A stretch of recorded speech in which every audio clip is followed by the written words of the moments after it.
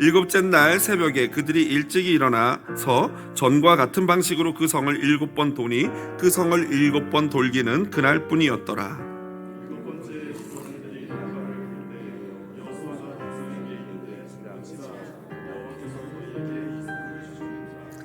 이 성과 그 가운데 있는 모든 것은 여호와께 온전히 바치되 기생 라합과 그 집에 동거하는 자는 모두 살려주라. 이는 우리가 보낸 사자들을 그가 숨겨 주었음이니라. 어떤 것이든지 취하여 너희가 이스라엘 진영으로 바치는 것이 되게 하여 고통을 당하게 되지 아니하도록 오직 너희는 그 바친 물건에 손대지 말라. 은금과 동철 기구들은 다 여호와께 구별될 것이니 그것을 여호와의 곳간에 드릴지니라 하니라. 백성이 나팔 소리를 들을 때 크게 소리질러 외치니 성벽이 무너져 내린지라. 백성이 각기 앞으로 나아가 그 성에 들어가서 그 성을 다 같이요 그 성 안에 있는 모든 것을 온전히 바치되 남녀노소와 소와 양과 나귀를 칼날로 멸하니라. 아멘. 여호수아서 6장 15절에서 27절 본문 말씀 가지고요. 예수 있는 인생의 은혜라는 제목으로 말씀의 은혜 나누도록 하겠습니다. 오늘 본문은요. 하나님을 믿지 않는 자들에게는 물론이고 하나님을 믿는 심지어 교회를 다니는 사람들에게도 그리 유쾌한 이야기는 아닙니다. 그러다 보니 이기적 유전자의 저자이자 유명한 진화생물 학자인 전투적인 무신론자 리처드 도킨스 같은 인물은요, 오늘 본문과 같은 본문은 그가 하나님을 모욕하고 하나님의 존재를 부정하기에 굉장히 좋은 먹잇감으로 사용이 되어집니다. 그의 또 다른 책, 유명한 책 만들어진 신에서는요, 오늘 본문 여리고 진멸 사건을 바라보는 현대 이스라엘 아이들의 그 시각을 조사한 결과를 실으면서 얼마나 종교가 오늘날 현대인들 아이들에게까지도 안 좋은 영향력을 끼치는지를 그는 주장하고 있습니다. 그렇습니다. 젖먹이 어린아이와 여성, 노인, 짐승 할 것 없이 모두 진멸하는 것은요, 결코 유쾌한 장면이 아닙니다. 하지만 성경에 등장하는 소위 헤렘, 바로 바치다 또는 진멸하다라는 의미의 이 헤렘이요, 헤렘에 대해서 오해 없이 왜 하나님이 그것을 명령하셨는지, 그리고 그 헤렘 전쟁, 헤렘의 진정한 의미가 무엇인지에 대해서 이해하기 위해서는요, 다음 한 3가지 정도의 선 지식이 필요합니다. 지금 말씀드리는 이것을 인정하고 이해할 때 비로소 구약 성경에 나오는 헤렘에 대해서 우리가 이해할 수 있습니다. 첫 번째로 모든 생사화복의 주권이 하나님에게 있다라는 사실입니다. 여러분 한번 생각해 보십시오. 우리 자신이 스스로 생명을 얻기 위해서, 내가 지금 생명이 있는데 이 생명을 얻기 위해서 내가 무엇인가 조금이라도 노력을 하거나 아니면 내 생명이 탄생하는데 조금이라도 영향력을 끼친 것이 있습니까? 아마 이 세상 어떤 존재도 자기가 태어나는데 영향력을 끼칠 수 있는 존재는 그 어떤 존재도 없을 것입니다. 여러분 스스로 노력하지 않고 재물을 많이 얻게 되는 로또 있지 않습니까? 그 불로소득이라고 하는데 그 로또 역시도 적어도 자신이 돈을 주고 복권을 사고 그리고 번호를 마킹하는 그 정도의 수고는 하지 않습니까? 그래서 당첨되면 막 기뻐라 하면서 세금 낼 거 내고 당첨금 수령하는 거 아니겠습니까? 그런데 우리는요, 우리의 생명을 가만히 생각해 보면은 그 어떤 단 눈꼽만큼 수고도 노력도 영향력도 끼치지 못했다라는 거예요. 내가 내 생명을 얻는데. 그건 자녀들의 생명도 사실은 마찬가지예요. 여러분 이것이 우리에게 알려주는 중요한 사실이 하나 있습니다. 그것은 무엇입니까? 내 생명이 내 것이 아니다라는 사실이에요. 내가 주신 것도 아니고 내가 노력해서 벌어들인 것도 아니고 내 생명은 내 존재가 없을 때 일방적으로 주어진 것이에요. 그러니 어찌 이 생명이 나의 것이라고 말할 수 있겠습니까? 아울러 태어나는 것을 내가 정할 수 없었듯이 죽는 것 역시도 마찬가지입니다. 제가 이렇게 말씀드리면 어떤 사람들은 그렇게 말해요. 목사님, 그래도 죽는 것은 내가 스스로 자살하고 선택할 수 있지 않습니까? 라고 말하는 분도 있지만, 본인이 그때를 선택해서 본인이 본인의 삶을 마감하는 것 같지만 그때와 그 시간 역시도 하나님의 손 안에 있기 때문에 가능한 것입니다. 결국 생명의 때를 하나님이 정하셨듯이 죽음의 때도 내가 정하고 우리가 정하는 게 아니라 하나님이 정하신다라는 것입니다. 그리고 오늘 본문에 나오는 이 여리고성, 3500년 전에 진멸당한 이 자리에 있었던 모든 사람들의 마지막 때는 바로 하나님이 정하신 그 때였기 때문에 그들이 그 자리에서 죽었던 것이죠. 그리고 이것은 모든 생명의 창조자이자 주권자 되시는 하나님의 고유 권한입니다. 그 누구도 이에 대해서 가타부타 말할 수가 없는 고유의 하나님 것이라는 거죠. 두 번째로 3500년이라는 시간적인 차이를 우리는 고려해야 합니다. 지금 오늘날 현대의 시각으로 이 구약 성경을 들여다보니까 도저히 구약 성경에 기록된 하나님을 우리가 인정할 수가 없는 그런 상황이 벌어지는 것입니다.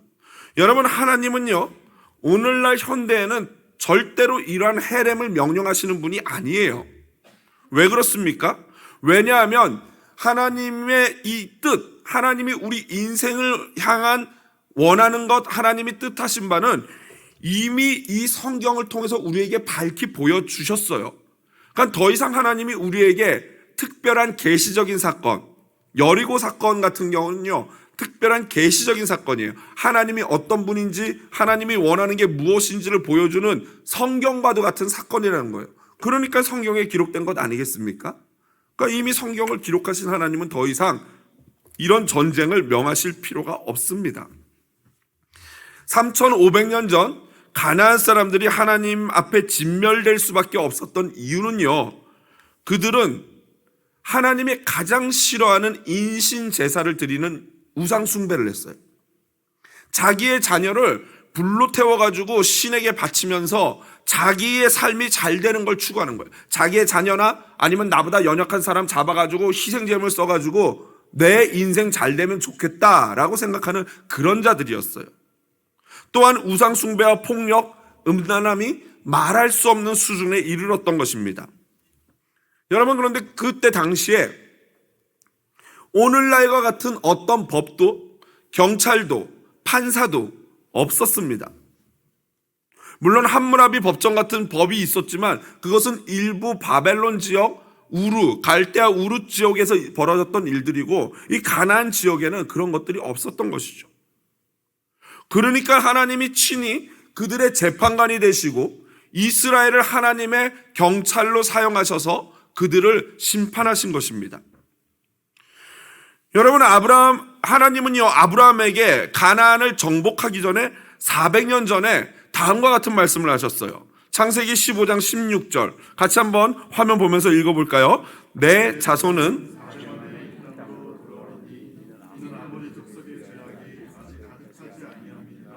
이게 무슨 말씀이냐면요, 하나님이 아브라함에게 가나안 땅을 주겠다고 말씀을 하시면서 하지만 아직 때가 아니다, 400년을 기다려야 된다라고 말씀하셨어요. 무엇을 기다린다는 거예요?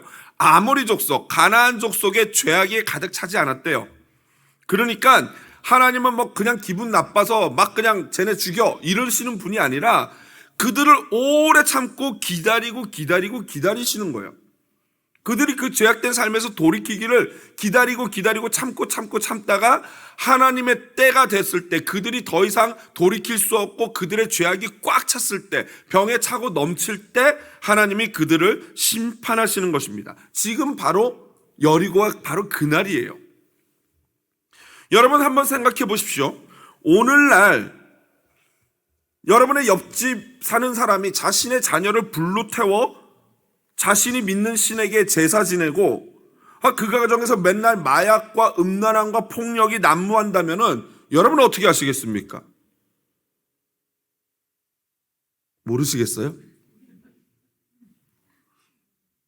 굉장히 당황스럽습니다. 만약 옆집에 그런 분이 있으면요, 당장 신고해야 돼요.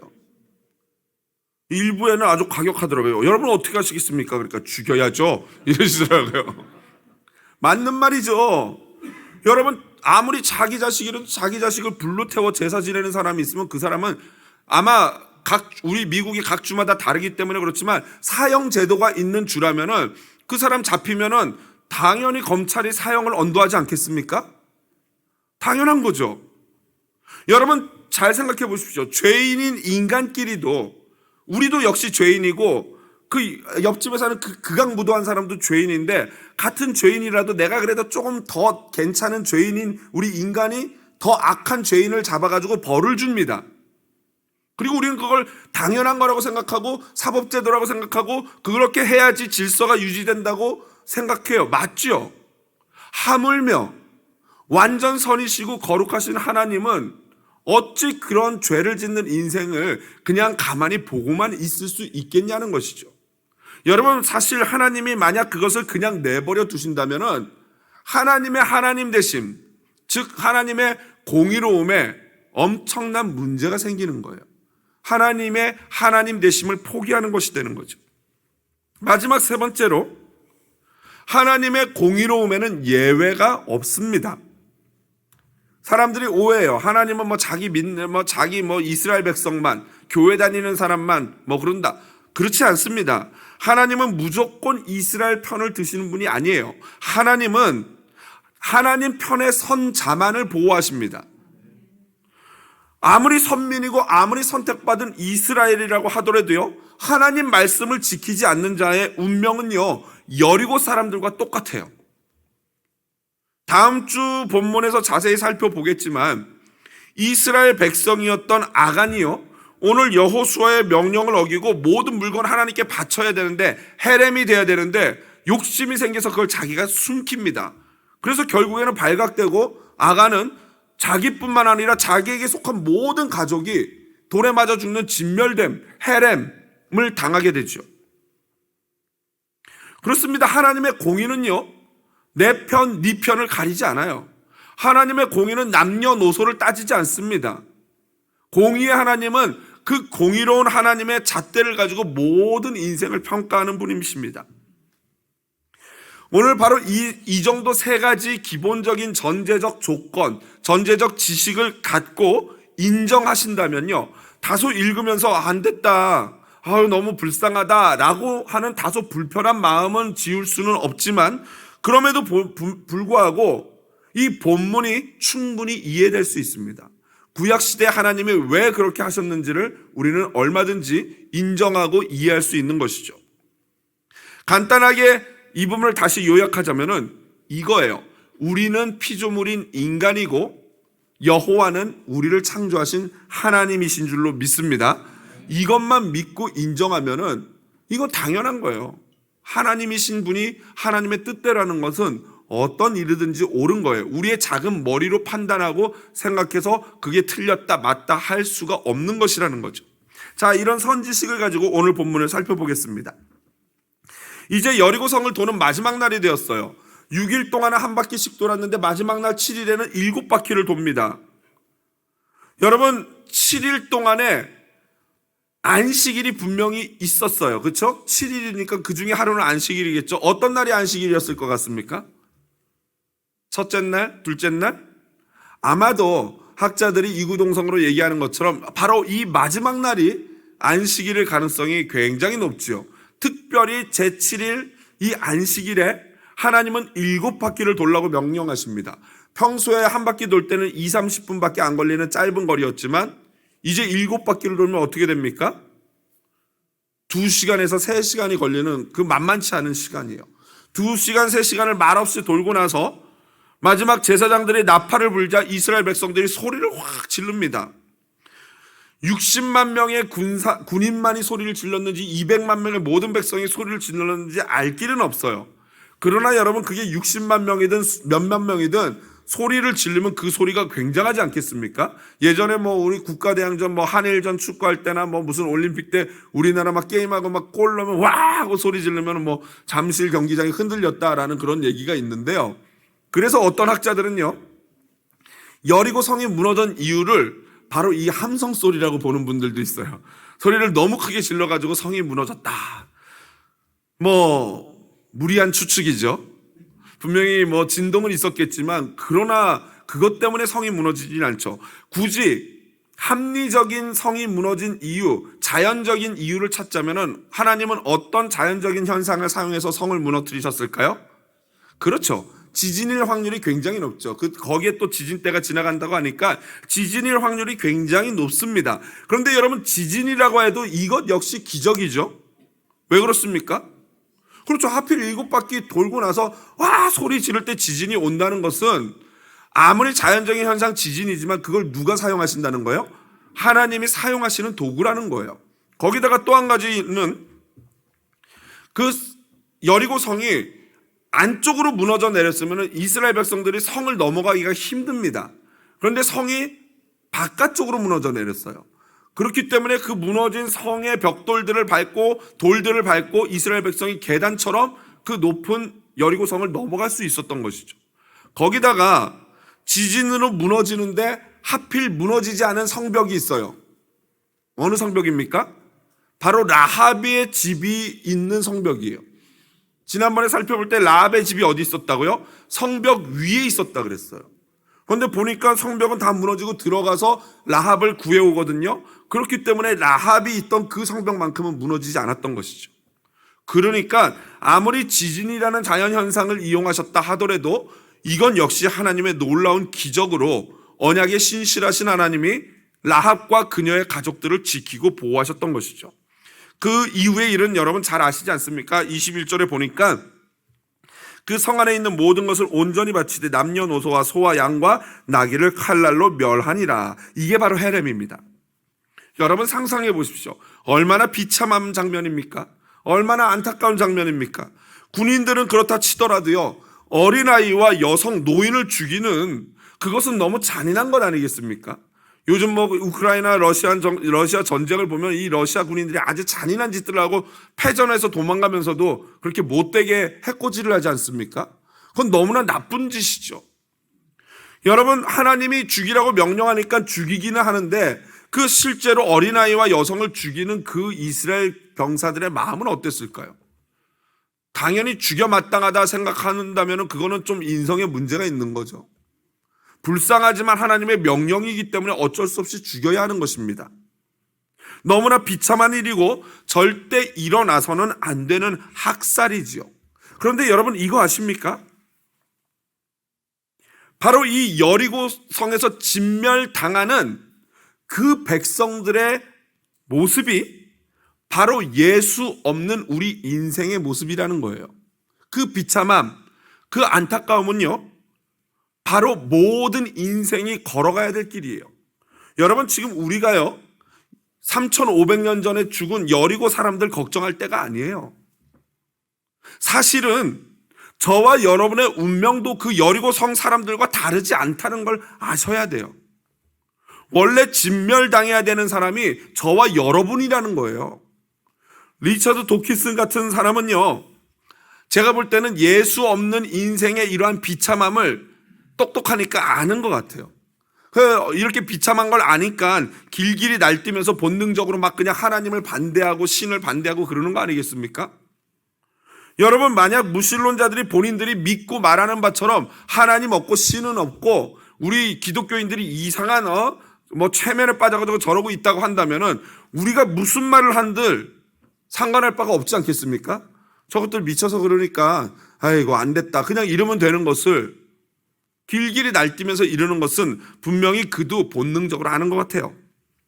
여러분, 예수 없는 우리네 인생은요 여리고와 같은 운명이라는 사실을 기억하셔야 합니다.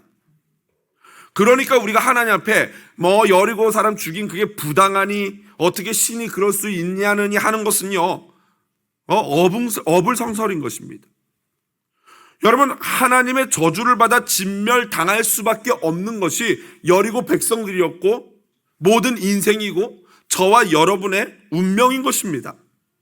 여러분, 아담이 하나님의 명령을 어기고 선악과를 먹는 순간 모든 인류는 이미 하나님께 바쳐진 진멸의 대상이 된 거예요.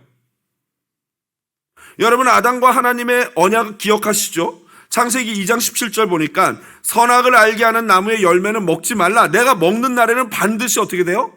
죽으리라. 여리고처럼 된다는 게 진멸된다는 거예요. 헤렘이라는 거예요. 그런데 어떻게 했어요? 먹었어요. 그러니까 하나님이 우리 인간에게 잔인하게 대하시는 것이 아니라 우리 인간 스스로가 파멸의 길을, 헤렘의 길을 선택하는 거예요. 다음 주에 볼 아간처럼, 아담처럼 우리 스스로가 진멸을 택하는 거라고요. 그러니까 지금도 그러한 진멸을 택하는 인간들은요, 여전히 스스로 잘났다고 생각하면서 하나님 앞에서 삿대질을 하면서 신은 없다느니, 너무 잔인하다더니, 만약 신이 있다면은 여리고 백성들에게 사과를 해야 한다느니 이런 얘기를 하는 것입니다. 여러분, 자신이 태어나고 죽는 일에 조금도 관여하지 못하는 그 존재인 우리가 우리를 만드시고 예정하시고 택하신 그 하나님을 비난하는 것입니다. 여러분, 공짜로 얻은 생명을 가지고 그것을 주신 분을 욕하는 것이죠. 여러분, 바로 이것이 악한 인간의 실체요, 실존인 것입니다. 그래서 우리 인생은 사실은 진멸받아야 하는 운명인 것이죠. 그런데 여기에는 그 어떤 자도 예외가 없습니다. 목사, 장로? 아니요, 예외가 없어요. 사도 바울은 로마서 3장 10절에 이렇게 말하죠. 의인은 없나니 하나도 없다. 시편을 인용하여 말합니다. 무슨 말이에요? 모든 사람이 헤렘의 대상이다. 진멸의 대상이다. 모든 사람은 진멸받아야 한다. 이 말이에요. 여러분, 교회도 마찬가지입니다. 여러분, 교회는 의로운 자가 오는 것입니까? 진멸받아야 되는 자가 오는 것입니까? 그렇습니다. 여러분, 착각해요. 교회에 멋있는 양복 입고 깔끔하게 입고 잘생긴 머리 빗어 넘기고 그러고 우리가 오니까 우리가 꽤 의롭다고 생각을 합니다. 그래서 우리와 약간 다르고 이상한 분들, 좀 어려운 분들, 이런 죄인들이 오면은 막 이렇게 눈치를 주고 저런 사람은 교회에 어울리지 않는다라고 생각합니다. 우리 교회는 그렇지 않은 것 같습니다. 맞죠? 맞아요. 우리 일부 예배도 보니까 오늘 일부 예배 한 새로운 성도가 왔는데 어머니는 한국인이고 아버지는 필리핀인이에요. 그리고 그 친구는 영어밖에 못해요. 그런데 그분이 왜 우리 교회를 왔을까? 저는 참 궁금하더라고요. 미국 교회 가면 되는데 하나님이 보내주신 거 아니겠습니까? 그 저희 모든 성도들이 다 기쁨으로 맞이해 줬는데 일부 예배 막 엉엉 꺼이꺼이 울면서 그 예배 마치고 울면서 그리고 같이 기도하고 왔어요. 제가 그래서 오늘 그 폰이 안 맞아가지고 트랜스레이션도 못 들었는데 당신 이거 설교 알아듣겠냐 그랬더니 30% 알아듣는데요. 근데 30% 알아듣고 거기서 은혜를 받고 설교하는데 저기서 당황스럽게 울더라고요. 여러분, 이 교회는 아무나 와도 되는 곳이에요. 여러분, 서기관과 바리새인들의 문제가 뭡니까? 자기들은 의로운 자라고 생각하고 저기 어울리지 않는 세리와 아픈 자들과 병든 자와 창녀들, 죄인이 있다 그랬어요. 여러분, 교회는 오히려 병든 자, 세리, 아픈 자, 창녀, 죄인들이 오는 것이 교회인 줄로 믿습니다. 왜요? 의인은 하나도 없기 때문에. 결국 우리 모든 인생은요, 여리고와 같은 운명이에요. 단 한 사람도, 어떤 짐승도 예외 없는 것이 진멸, 헤렘입니다. 그런데 오늘 본문에 그 진멸의 순간에 모든 자가 다 죽고 모든 짐승이 멸망하는 그 순간에 예외가 발생하죠. 누굽니까? 라합이죠. 라합. 그런데 라합뿐만 아니라 어떤 일이 벌어집니까? 라합의 집에 같이 살고 있는 머무는 모든 자가 구원을 받게 됩니다. 그녀와 그녀의 모든 가족을 살려주는 이유는요, 이스라엘 정탐꾼을 숨겨주고 그들과 언약을 맺었기 때문입니다. 그런데 사실 그것 때문이 아니라 가장 근본적인 원인은 바로 기생 라합의 믿음 때문이었어요. 히브리서 11장 31절 한번 볼까요? 같이 큰 목소리로 화면 보면서 읽어보겠습니다. 믿음으로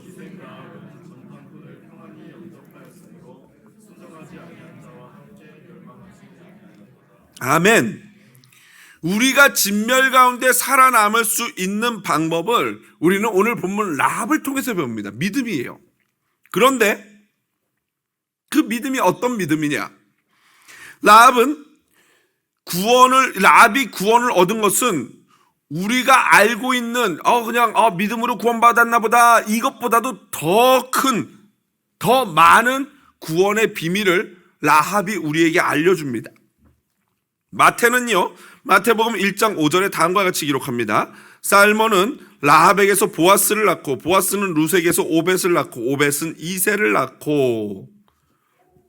여러분 살몬이 누군지 아십니까? 살몬은요 여리고를 정탐했던 2명의 정탐꾼 중에 한 명입니다.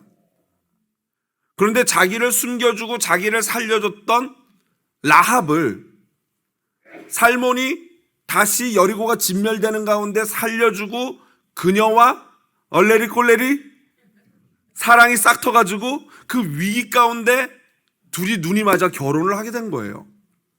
여러분 이방 여인 창녀와 살몬이라는 굉장히 유대의 이스라엘의 좋은 집안의 남자가 결혼을 하게 된 것입니다. 그리고 거기서 아들이 태어나는데 그 아들이 누굽니까? 그 유명한 덕망 있고 믿음 좋고 인격 있고 부자인 보아스가 탄생합니다. 근데 보아스가 여러분 누구랑 결혼합니까? 룻이죠. 룻이 어떤 여자예요? 모압 여인이고 남편과 사별한 그런 여인이에요. 보아스와 만나기 어려운 그런 여인인데 또 그 여인이 보아스와 결혼을 하게 되죠. 그 사랑 스토리는 룻기에 너무나 잘 나와 있지 않습니까? 그러니까 이 성경이 완전 러브 스토리예요. 그 가운데 태어난 아이가 누굽니까? 바로 오벳이에요. 그런데 여러분 오벳이 누구입니까? 막 10아들보다 난 아들이고 나오미 할머니 나오미가 안고 막 이렇게 했는데 그 오벳이 낳은 아들이 이새고 이새가 누굴 낳습니까? 다윗을 낳습니다. 그리고 다윗이 애를 낳고 해서 그 후손 중에 누가 나옵니까? 그 유명한 예수 그리스도가 바로 라합에게서 나온 것입니다. 여러분 그러니까요. 여기서 우리가 알 수 있는 것은 라합이 모든 자들이 진멸받는 가운데 구원받을 수 있었던 이유는 그녀 안에 누가 있었어요? 예수가 있었기 때문인 줄로 믿습니다. 그녀가 예수를 품고 있었어요. 그녀는 몰랐지만 그 누구도 몰랐지만 그녀 안에 이미 하나님은 예수를 계획하고 있었던 것입니다. 그러므로 말미암아 그녀 안에 있는 그 예수 그리스도로 말미암아 라합뿐만 아니라 라합에게 속한 모든 가족이 구원을 받게 됩니다. 오늘 17절 보십시오. 기생 라합과 그 집에 동거하는 자는 모두 살려주라. 아멘. 할렐루야. 예수를 품는다면은, 예수를 믿는다면은 나뿐만 아니라 너와 내 집이 구원을 얻으리라. 아멘. 여러분 이 가운데 아직 믿지 않는 가족을 위해서 기도하는 분들 계시리라 믿습니다. 여러분 실망하지 말고 포기하지 마십시오. 분명히 하나님께서는 우리 역시도 진멸받을 수밖에 없는 여리고 백성과 같은 운명이었는데 하나님께서는 하나님의 은혜로 예수 그리스도를 우리 대신 진멸시키셨어요. 예수를 멸망시켰어요. 어디서요? 십자가에서. 그리고 그 진멸하심으로 말미암아 저와 여러분을 구원하신 줄로 믿습니다. 그리고 그 은혜가 멈추지 않고 계속해서 우리 가족과 우리 가문에게로 흘러가는 겁니다. 여러분 그러니 낙심하지 말고 끝까지 하나님께 기도하는 저와 여러분 되기를 원합니다. 말씀을 마무리합니다. 하박국 선지자는 다음과 같이 기도했습니다. 여러분 화면 보면서 같이 기도하는 마음으로 한번 말씀 읽어보겠습니다. 여호와여